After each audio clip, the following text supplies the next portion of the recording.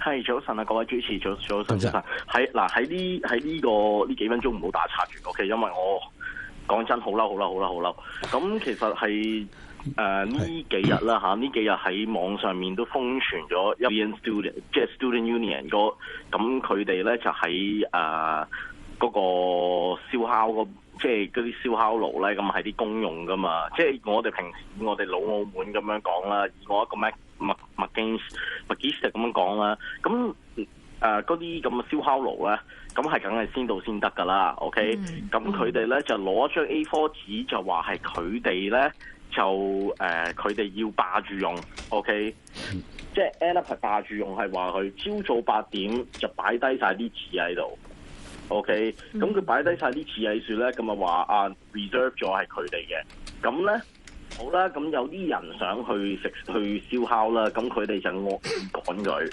OK，咁 end up 就係點樣咧？俾人哋捉到又係話，朝早你8點鐘去 show， 即係去霸爐，冇人喺度㗎。OK，咁就係淨係得張紙喺度話佢哋 reserve 咗，唔好佔用。OK， 我未聽過啊！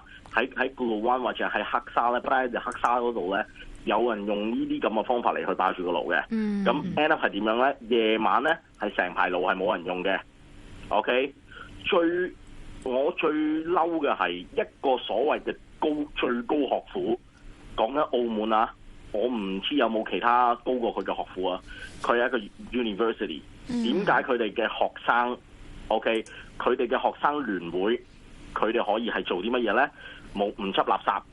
好啦，我哋啲網民即係一窩蜂咁樣鬧佢咧，佢哋就話原來係有執㗎，你哋唔好鬧我啊。OK， 即但係咧，佢最吊詭嘅係咧，竟然係有部 BB 車喺度嘅。OK， 就話跟住然後咧就夜晚9月7號咧就發咗個聲明，就話佢哋咧就話我哋去話佢唔係 verdad 去鬧，話佢哋話我哋咧係即係屈佢哋去話我哋屈佢哋唔執垃圾。OK， 但係 end up 係原來係有一個 Facebook 嘅專頁叫澳門人咧，呢一個專頁咧去話俾人哋聽，你哋即係去霸住攞張紙嚟霸住個爐。咁如果用相同嘅方法，我係咪佢話啊嘛？即係有啲人有啲網民又話。你攞張紙咁樣擺喺度，咁我可唔可以攞我以我本人嘅身份，我擺張紙喺個街度咁樣，然後咧話俾人哋聽，我用咗我 research 啊。蘇生啊，聽咁耐，似乎嗰個燒烤場地個管理有啲問題喎，即係可以容許人哋咁樣寫張紙喺度霸爐，跟住又執拾垃圾方面又冇人去監督。即係我咁講啦，如果係嘅話，就一定會係由即係所謂民政總署，即係以前我哋講話海島市政廳嗰邊啦。OK， 即係由海島市政廳去追，即係捉呢個。但係你唔執垃圾 ，OK 啦。蘇生唔好意思啊，又係3分鐘嘅討論時間，但係都知道你所講嘅一啲，即係點解有啲人可以用咁嘅方式霸住個爐咧？係咪日後成為趨勢嘅時候，度度都係咁樣寫張紙喺度就可以霸住啲燒烤爐咧？管理係咪管理上出咗問題咧？係啊，同埋喺有冇清理垃圾方面呢？